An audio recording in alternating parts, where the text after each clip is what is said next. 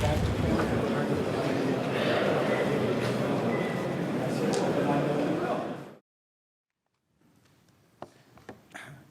the name of Allah, most gracious, ever merciful, Assalamu alaikum wa rahmatullah, peace and blessings be upon you. Distinguished guests, ladies and gentlemen, good evening. Welcome to the York University Peace Symposium. We start the proceeding with a brief recitation from the Holy Quran. I would now request Basil Bad Sahib to come and recite a portion from the Holy Quran and its translation.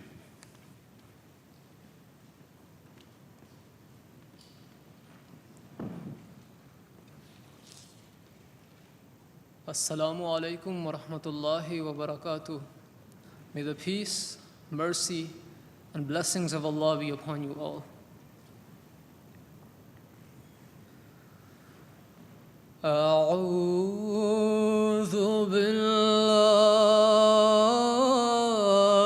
من الشيطان الرجيم.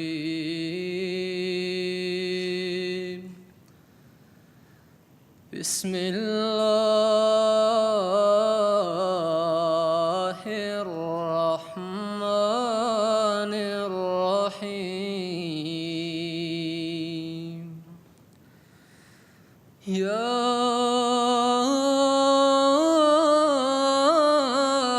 أيها الذين آمنوا كونوا قوامين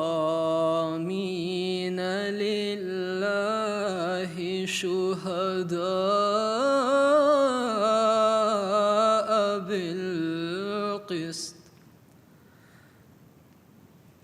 بالقسط ولا يجرمنكم شنآن قوم على ألا تعدلوا اعدلوا هو أقرب للتقوى واتقوا الله إن الله خبير بما تعملون. وعد الله الذين آمنوا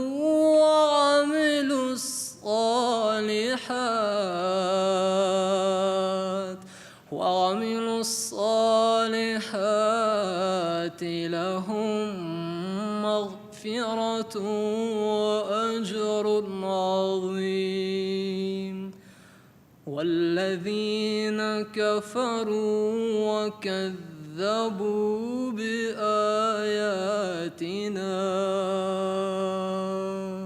أولئك أصحاب الجحيم. Following is the English rendering of the verses just presented in front of you, as done by Hazrat Maulvi Sher Ali Sahib, may Allah be pleased with him. Selected from chapter 5, verses 9 to 11. I seek refuge in Allah from Satan the accursed. In the name of Allah, the gracious, the merciful. O ye who believe, be steadfast in the cause of Allah, bearing witness in equity. And let not a people's enmity incite you to act otherwise than with justice. Be always just. That is nearer to righteousness. And fear Allah. Surely Allah is aware of what you do. Allah has promised to those among you who believe and do good deeds that they shall have forgiveness and a great reward. And as for those who disbelieve and reject our signs, they are the people of hell. Jazakumullah. Thank you very much.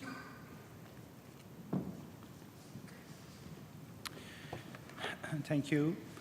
Now, to give us an introduction to the Ahmadiyya Muslim Jamaat worldwide and here in Canada, I would request Mr. Lal Khan Malik, the National President of the Ahmadiyya Muslim Jamaat of Canada, to deliver tonight's introductory remarks.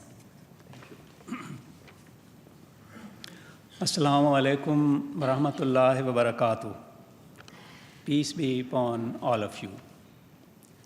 Beloved Huzur, Your Holiness Hazrat Mirza Masroor Ahmad, Chancellor Greg Sorbera, Honorable Minister Raza Muridi, distinguished guests, ladies and gentlemen. It is my distinct honor and immense pleasure to welcome you here at York University and those around the globe who are joining us through live streaming. Today's lecture, titled Justice in an Unjust World, is organized to promote a deeper understanding of Islamic concept of true justice. Today, we have the honor of hosting a truly unique event with a keynote address by His Holiness, the Caliph Hazrat Mirza Masroor Ahmad, world head of the Ahmadiyya Muslim Jamaat. The Ahmadiyya Muslim community is a dynamic, fast-growing international revival movement in Islam. Founded in year 1889, it spans over 200 countries with membership exceeding tens of millions. The Ahmadiyya Muslim community is the leading Islamic organization to categorically reject terrorism in any form. Today, it continues to be an advocate for universal human rights and protection of all minorities, and champions the empowerment and education of women. The Ahmadiyya Muslim community is the foremost Islamic organization with a central spiritual leader known as the Khalifa or Caliph. The community believes that only spiritual successorship in the form of Khilafat can uphold the true values of Islam and unite humanity. The community was founded by Hazrat Mirza Ghulam Ahmad, peace be upon him, who claimed to be the promised Messiah and Mahdi, who had been foretold by the Holy Prophet of Islam, Muhammad, peace and blessings of God be upon him, and by other prophets to appear in the latter days. 5 spiritual leaders have succeeded the founder, Hazrat Mirza Ghulam Ahmad, peace be upon him, since his demise in 1908. His Holiness, Hazrat Mirza Masroor Ahmad, is the 5th Caliph and current world head of the Ahmadiyya Muslim community. Tonight's event presents a unique opportunity for thought leaders, academics, and influential members of the society to gather together for this message of peace by His Holiness. Thank you.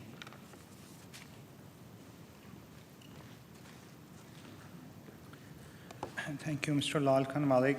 Our next speaker is Mr. Greg Sorbera, the Chancellor of the York University. Mr. Sorbera has a long and distinguished career in public services, serving as a minister at the provincial level for many years. He is widely respected for his dedication and commitment to serving his fellow Canadians. In June of 2014, Mr. Sorbera became Chancellor of the York University. I request Mr. Greg Sorbera to come to the podium.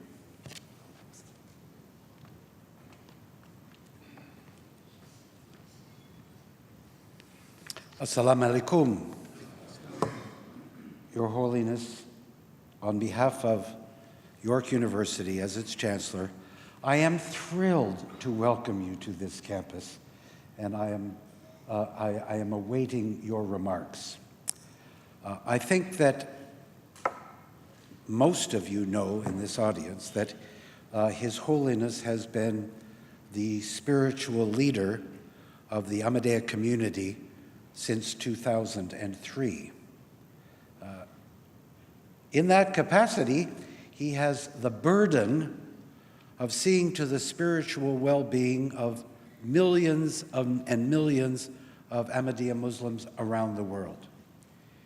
He has prepared himself well for this undertaking because as a young man he studied agriculture, nourishing the soil, and Some of you may not know that in his early years he created a virtual agricultural miracle in Ghana, growing wheat in that country for the first time.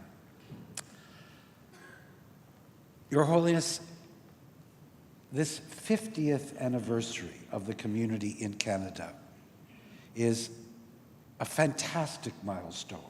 And I know that the members of the community right across Canada are simply thrilled that you have, given all of your responsibilities, taken so much time to be with the community over the course of the past several weeks. Your presence from Vancouver to Calgary to Toronto and Ottawa inspires a community that, as you know, is growing as fast and as dynamically as any organization in the country, with a mission that needs to be heard around the world, and that is a mission of peace and love for all and hatred for none. Well, as you know as well, I go back a long way with this community, at least in this small area of North York and Vaughan. I remember the early days of the diligent work of my friend Nassim Mahdi, preparing and then building a beautiful and inspiring mosque in the heart of Vaughan, and then watching as literally thousands of members of the community began to settle around that area.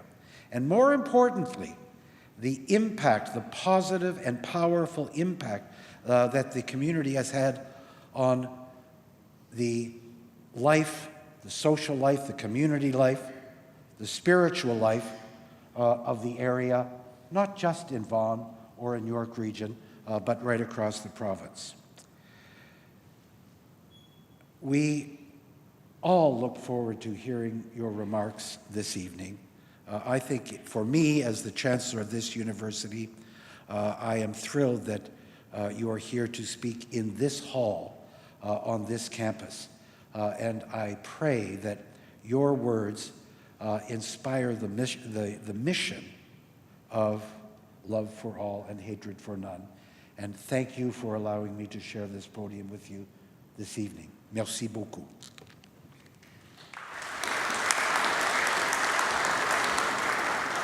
Thank you, Mr. Sorvera, for your great remarks. Our next speaker is the Honorable Raza Moridi, Ontario's Minister of Research, Innovation, and Science. Mr. Moridi is an accomplished scientist and engineer with many decades of academic and industry experience. Since June of 2013, he has served as Minister of Research, Innovation, and Science. I now request Mr. Moridi to come to the podium.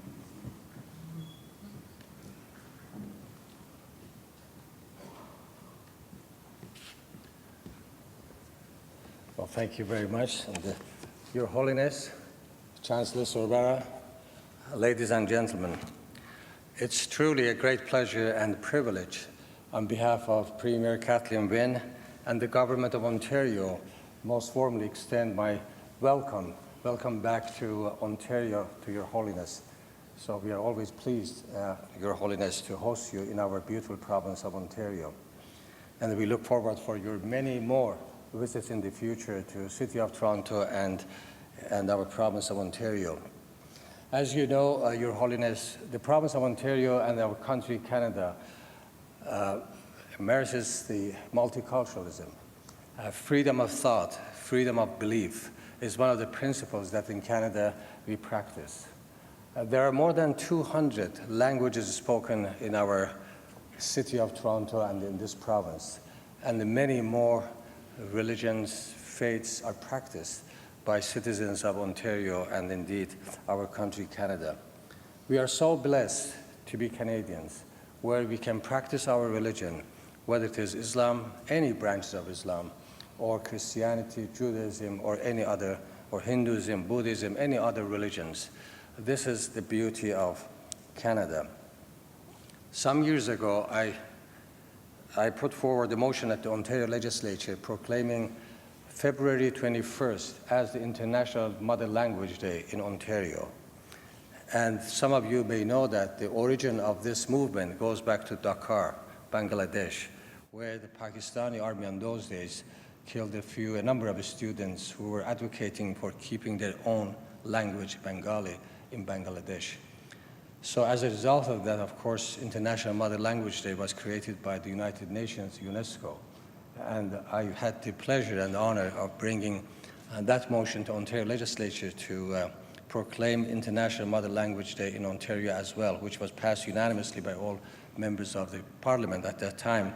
And in my speech to the Parliament, I said, Mr. Speaker, if I want to say the word hello in greetings in 6,000 languages spoken in the world, we should be staying here for maybe weeks. And indeed, I said this in 40 different languages, including, I said, Assalamu alaikum, supposed to, and many other languages. But this is Canada, where we celebrate diversity, and we believe that diversity is our strength. In some countries around the world, they want to assimilate others. They don't respect other religions. They don't respect other languages. And you can see that today around the world, many, many wars happening in various parts of the world.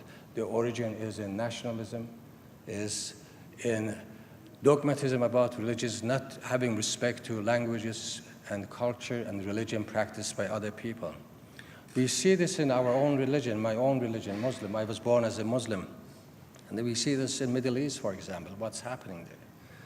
And we are so fortunate that in the Muslim world, we have a leader, Hazrat Mirza Masroor Ahmad, His Holiness, who leads the Muslim world with his teachings, with his books, his sermons, and his meetings. He advocates peace, he advocates brotherhood, he advocates equality of all human beings. And we are so blessed to have leaders such as His Holiness. And we are so glad that His Holiness is visiting us. This is actually my second time having audience with His Holiness. The first time was a few years ago when Premier McGuinty was the Premier of Ontario, and I had the honor and the privilege of having audience with His Holiness. That was at Hilton Hotel, I remember, in Markham. And today I am lucky enough to have audience with His Holiness and look forward for many more in the future. So again, welcome back to Ontario, Your Holiness, and we look forward to hosting you in many, many more visits to Ontario as well. So I'm going to close by saying, love for all, hate for none. This is a great slogan. I keep talking, I keep promoting this. And before I leave the podium, I must also mention about one great man from the Ahmadi community. Of course, there are so many great men and women came after Ahmadi community, but one of the greatest one is the late Professor Abdus-Salam. I'm a physicist by profession, some of you may know, and I got to know him. He's one of the giants of science who has served humanity and science immensely. So we have to always remember him. And he created apparently actually a center at Italy called Center for Theoretical Physics, where he used to bring, and is still the center, bring scientists from all over the world, particularly from developing countries, to continue their education and the research and the studies in that center in Italy. So I want to again thank His Holiness for taking the time to visiting us, particularly at this time, at this year, that as we are celebrating 50th anniversary of Ahmadi community in Ontario. So thank you very much. Alaikum salam.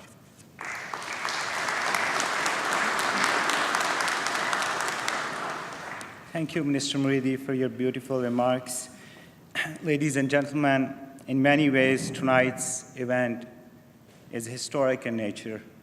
Although His Holiness has delivered countless addresses at large international gatherings of distinguished world leaders, including the European Parliament, US Capitol Hill, British Parliament, and just a couple of weeks ago, the Canadian Parliament, tonight's event is the first address His Holiness is delivering at a Canadian university.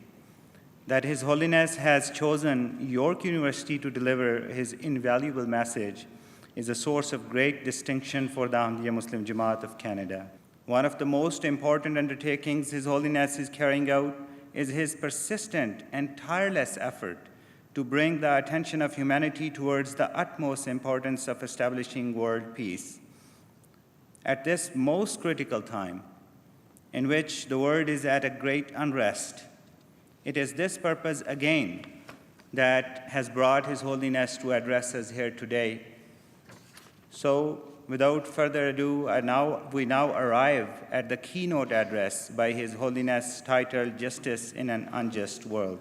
I respect beloved Hazur to please address us.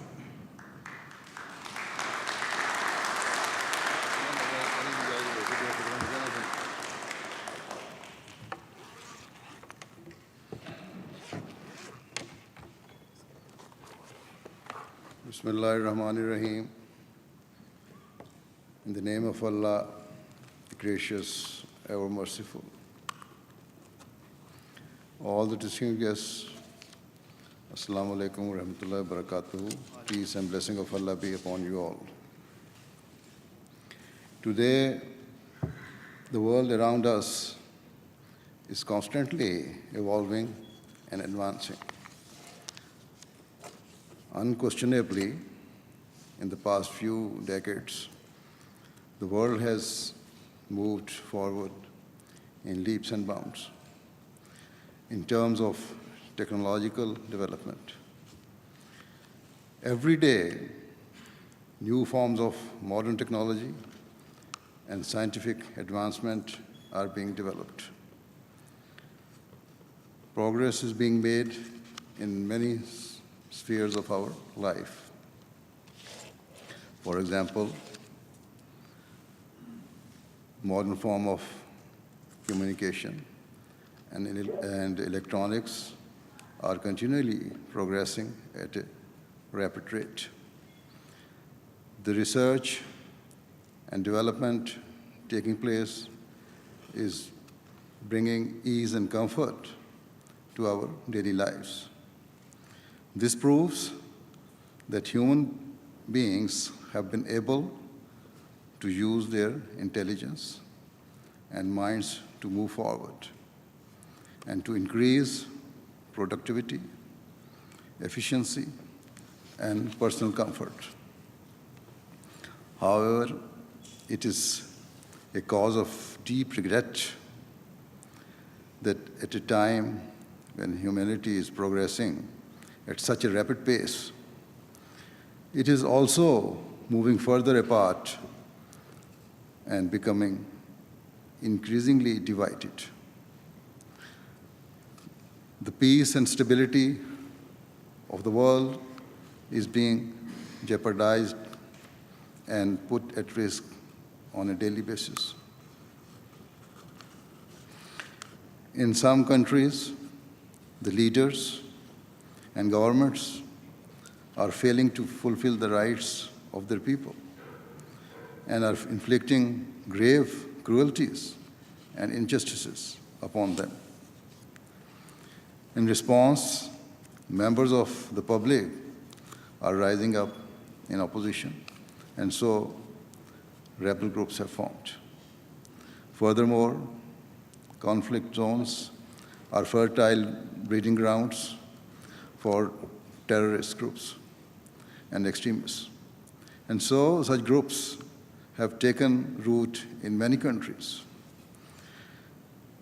In some cases where there is civil unrest, foreign governments are siding with the leaders of the nations, whereas other governments are supporting the rebel factions. Thus, both sides are being provided overt and covert external support.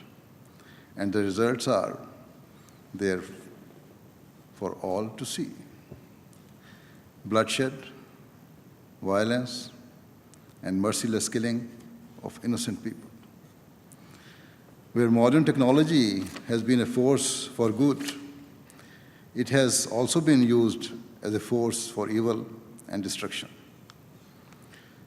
Such technology has been developed that has the capability of wiping nations off the map with the press of a button.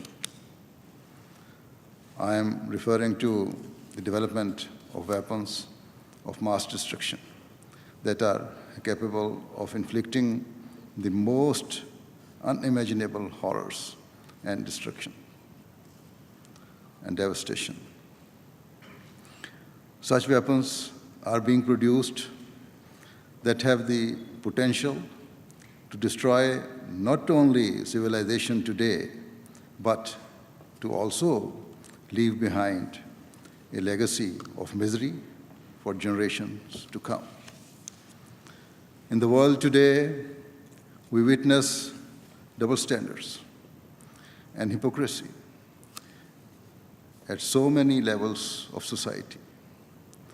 And the resulting lack of peace is a cause of the utmost concern and grief for those people who sincerely feel the pain of humanity. As the leader of a worldwide Muslim community, it is this issue that concerns and worries me more than any other.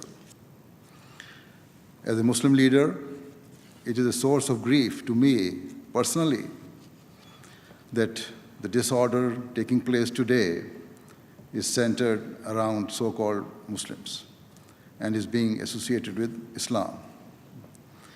On the one hand, most of the wars being fought and the lives being lost are in the Muslim world, whilst on the other hand, so-called Muslims have now spread their networks of terror further afield and are targeting innocent people here in the West.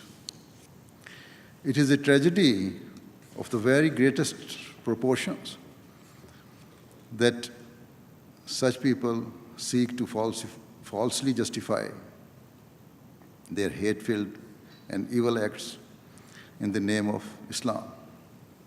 Rather than serving Islam, all they are achieving is to defame its name.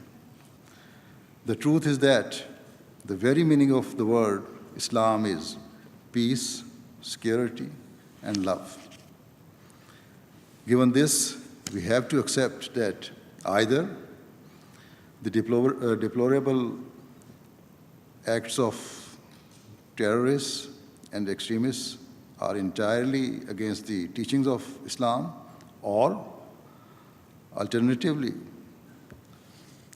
that despite meaning peace, Islam is actually a religion that advocates extremism and violence. To assess which of these opposing propositions is correct, we must consider what Islam's true teachings are.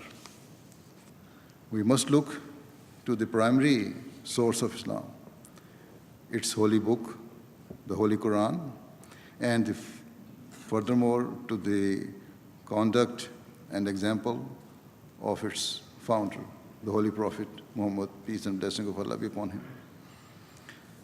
Therefore, in the time available, I will now present Islam's true teachings to you, and thereafter, hopefully, you will be in a position to understand whether the division and conflict witnessed in the world today is a result of Islam's teachings or a consequence of moving away from them. During the life, the founder of Islam, the Holy Prophet Muhammad, peace and blessing of Allah be upon him, laid down in just a few words the foundation for peace in the world and between all peoples. The Prophet of Islam, peace and blessing of Allah be upon him, said that a person should desire for others whatever he desires for himself.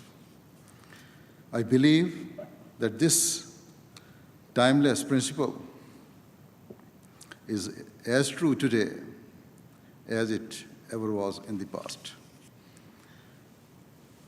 Certainly, every person desires peace for themselves and to be saved from all anxieties and worries. Every person hopes that he or she has the means to live comfortably and without hardship.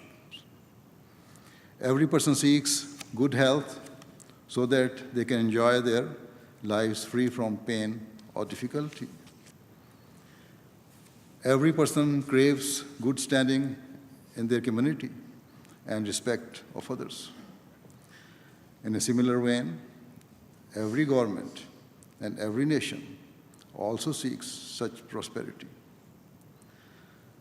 However, how many people or nations are there who truly desire peace, prosperity, and success for others? In terms of verbal proclamations, it is very easy to say that, yes, we do desire the best for others.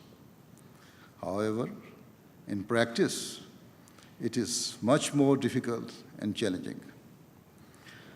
Wherever there is a conflict of interests, most people tend to prioritize their own interests and welfare over and beyond the rights of others. This is true at an individual level and also true at a collective and national level. Today, rather than selflessness, sadly, we tend to see selfishness. Most people or nations prioritize their own rights and are quite willing to relegate and demean the rights of others in order to fulfill their own goals and ambitions. In terms of the Muslim world, it is because the leaders and people have discarded the true teachings of their religion that they are now driven by their deviance and unrest. Put simply, the leaders have failed in their duties to protect their people and to safeguard their rights. And in turn, rebel elements have also deviated from what is right and just. Instead of traveling upon a path of justice and integrity, we have seen time and time again the world's major powers being concerned only with fulfilling their own interests. Whether they decide to side with the Muslim governments or the opposition groups is not dictated by what is fair and what is right, rather only by which party better serves their own interests. Yet, according to Islam, our desire and motivation to fulfill our own interests should always be matched by our desire and motivation to fulfill the rights and interests of others. If acted upon, this is the golden principle that will unlock the door to true peace and security. In order to establish peace, Islam also places great emphasis on the fulfillment of one's trusts. Thus, chapter 4, verse 59 of the Holy Quran states, "Verily, Allah commands you to make over the trusts to those entitled to them, and that when you judge between men, you judge with justice. And surely excellent is that with which Allah admonishes you. Allah is all hearing, all seeing." In this verse, Muslims have been clearly instructed to fulfill the trusts that have been placed in them. This includes trusts and oaths that have been undertaken at a personal level and those trusts that are collective. In terms of personal trusts, a person should not seize the property or rights of others or fail to fulfill the responsibilities he owes to other people. In terms of collective trust, one important aspect is the duty of the citizens to elect representatives of the state who they consider to be of the greatest value to their nation. When it comes to election or nominations, a person should not vote automatically for his ally or party member. Rather, they should consider who is the most qualified and suitable for the task at hand. Thereafter, those who are elected and handed the keys to government or power should exercise their duties with honesty, integrity, and justice. This teaching is the model of democracy that Islam champions. In every society, there are mutual trusts and obligations placed upon all people and for the society to function successfully. It is necessary for normal citizens and the leaders to fulfill their responsibilities towards each other with true justice. If these principles had been adhered to in the Muslim world, then we would never have seen the conflicts and division that are prevalent in many countries.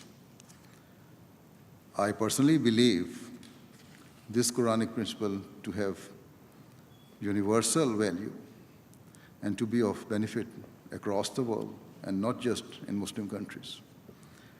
The citizens of all nations should seek to elect those people to their parliaments or assemblies who they believe will work for the betterment and progress of their nation. This should be the guiding principle when voting for individuals or for particular policies, rather than merely following party lines or personal relationships. If the leaders of the country are those who truly seek the advancement of their people, rather than being corrupt and rather than focusing on selfish personal interests, then there will be no reason for people to turn against their governments or for civil wars or conflicts to arise. Leading on from this, the same principle of fulfilling trust and oaths is something that the major powers and international institutions such as the United Nations must always prioritize. Weaker nations are often forced to rely on the support of more powerful and richer countries. And so, the latter should seek to fulfill the trust that those less economically developed nations place in them. They should try to sincerely help them stand upon their own 2 feet and realize that it is in the world's interest for weaker nations to develop and prosper. Similarly, at the United Nations, it should not be that certain countries wield undue power and influence, or that the permanent members of the Security Council care only for their own interests and utilize their veto power even where it is in conflict with the interests of the majority. Rather, all members of the United Nations should work together and fulfill the covenant of trust upon which the institution was founded, to maintain the peace and security of the world. If all nations and international institutions forego narrow self-interests for the sake of the collective good, then the conflicts that are plaguing the world will naturally die away. Sadly, the world is currently traveling in the opposite direction, wherein Muslim governments have failed their people, whilst self-interest is becoming the hallmark of the major powers and the powerful members of the United Nations. Hence, nations are neither fulfilling the trust placed in them, and more are they acting with justice and equity, and nor are they acting with justice and equity. Recently, the former United Nations Assistant Secretary General Anthony Banbury published an article outlining the failing of the organization in which he served. Writing in the New York Times, he said, "I love the United Nations, but it is failing. There is too much bureaucracy and little result. Too many decisions are made for political reasons, rather than following the values and objectives of the UN or by facts on the ground." Then he says, for the UN to continue and prosper, it needs a complete overhaul. And so an outside panel should examine the system and recommend changes. Thus, even those closely affiliated with the United Nations are now openly attesting to its shortcomings and the fact that it has failed in its mission to maintain the peace and security of the world. In terms of Western foreign policy mistakes, the prime example from recent years is the Iraq War in 2003. The former Foreign Minister of the United Kingdom, David Miliband, who is now the President of the International Rescue Committee, spoke some time ago of the long-term impact of the war.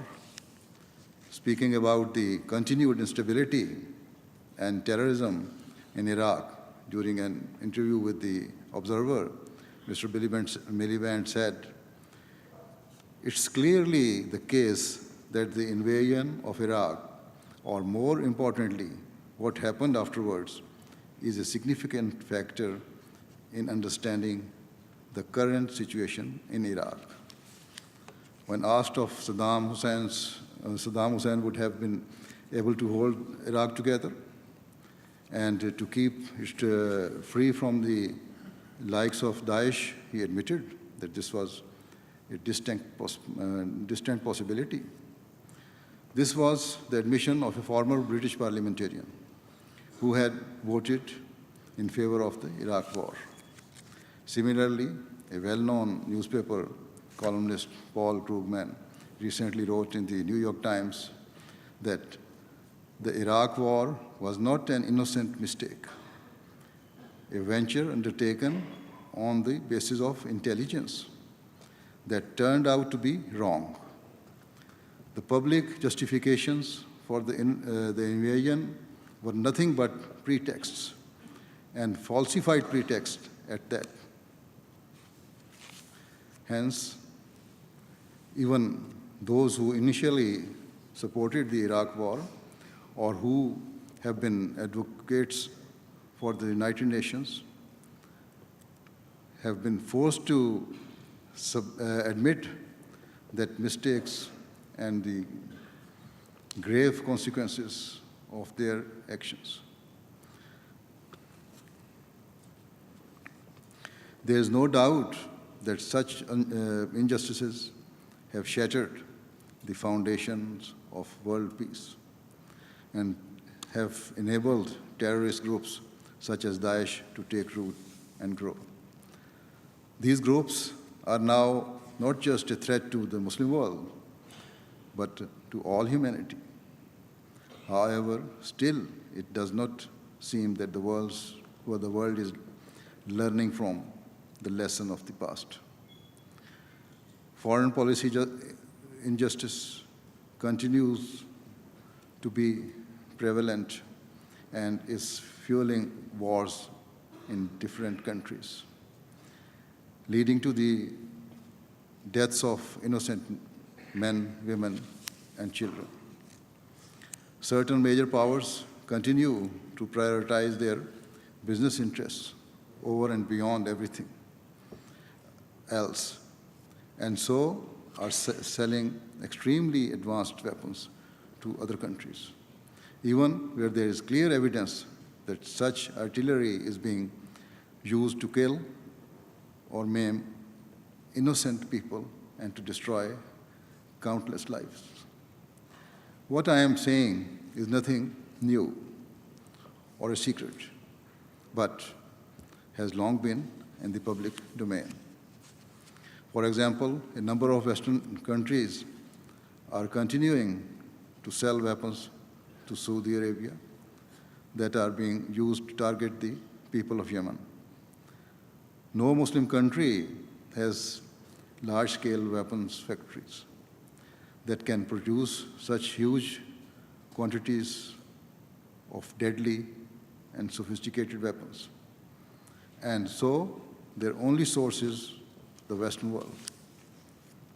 Some major powers are selling weapons to Muslim governments, whilst other governments are selling weapons to rebel elements in the same country. Thus, both sides are being fueled and armed from the outside. Quite simply, if this trading were stopped, the Muslim countries would have no weapon to fight one another. Even Western writers and commentators have spoken of the hypocrisy and immorality of such international trade. Yet, when questioned about such sales, governments either ignore the question or seek to justify what is patently unjustifiable. All they care about is that their checks clear so that billions are added to their own national budgets. In short, money talks, and morality is left nowhere to be seen. How on earth can peace be achieved in such an environment? Terrorist groups also are able to acquire huge stocks of heavy weaponry and a continuous flow of funds. I often ask how it was possible for the terrorist groups, Daesh, to become so rich. Where does it get its millions from? Why has its funding not been stopped? How does it continue to trade oil and purchase weaponry? Western powers and the United Nations have been able to place extremely restrictive sanctions on powerful countries, yet, for some reason, have not been able to curb the funding of groups such as Daesh. Even now, despite belated efforts to try and restrict the funding of Daesh, it continues to earn millions of dollars. Recently, Canada's Minister for Public Safety announced that the Canadian government would no longer refer to Daesh as Islamic State. He said that Daesh was neither Islamic and nor was it a state. His comments were well made and prove that Western governments are well aware of the fact that such terrorism is not based on Islam. However, at the same time, effective measures have not been made to stop the funding and growth of such groups. I have spoken at length about the lack of justice in the world, and so I shall now explain what Islam's concept of justice is. As time is limited, I shall cite just two verses of the Holy Quran that illustrate Islam's unparalleled teachings of fairness and equity. Chapter 4, verse 136 of the Holy Quran states, O ye who believe, be strict in observing justice and be witness for Allah, even though it be against yourselves or against parents and kindred, whether he be rich or poor. Allah is more regardful of them both than you are. Therefore, follow not low desires, so that you may able to act equitably. And if you conceal the truth or evade, then remember that Allah is well aware of what you do. In this verse, Muslims have been directed to be ready to give testimony against themselves and their family members in order to establish the truth and for justice to be served.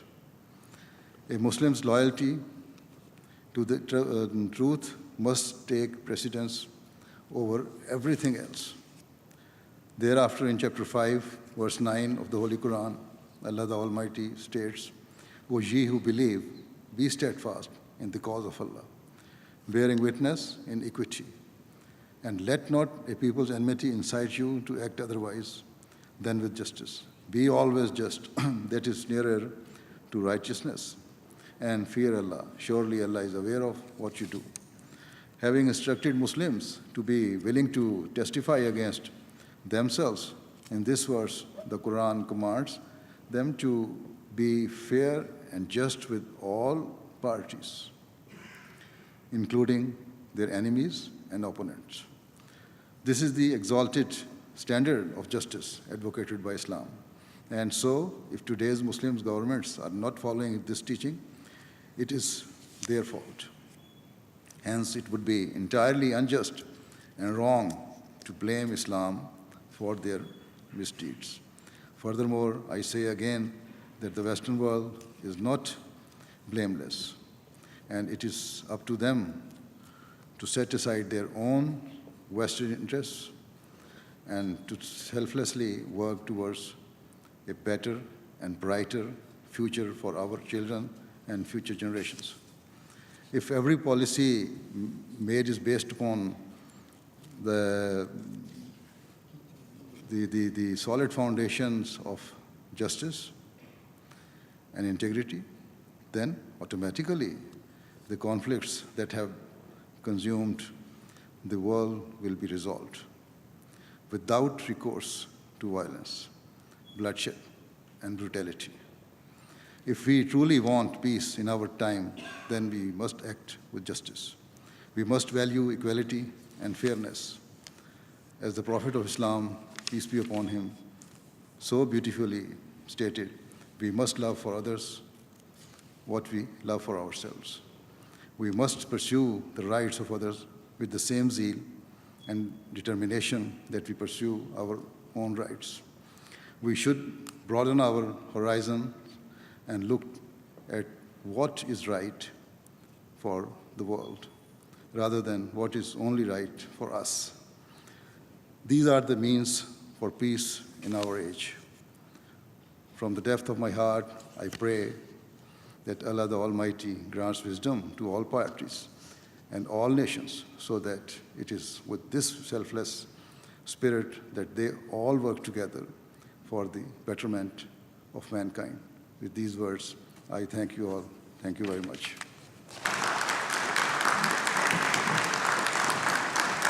Tonight was a gift. When I hear people speak about world peace, when I hear people bring their faith forward as a foundation for what they do for every person in the world, and that united concept that we are all walking towards the same goal of world peace. I was very impressed by his very comprehensive understanding of the crisis that humanity is going through today, and the presentation of a very peaceful tenet from the scriptures of the Ahmadiyya Islamic community. He wasn't here to impress no one, but he was here to inform of the injustice that is happening.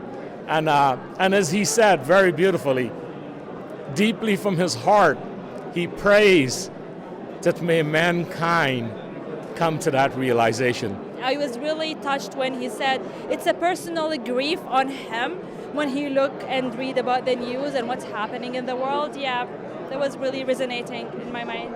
I mean, you didn't really feel like a room full of people. You felt like you were focused. It was more like a one-on-one conversation. So it felt very personal, very surreal. Seems quite unfortunate that we have all this money in the world and yet we cannot bring about a peace, a brotherhood, which is advocated in the scripture, regardless whether we are Muslim or we are Christian or we are Hindus or we are Buddhists, whatever the case may be, because we all know that there's only one supreme creator.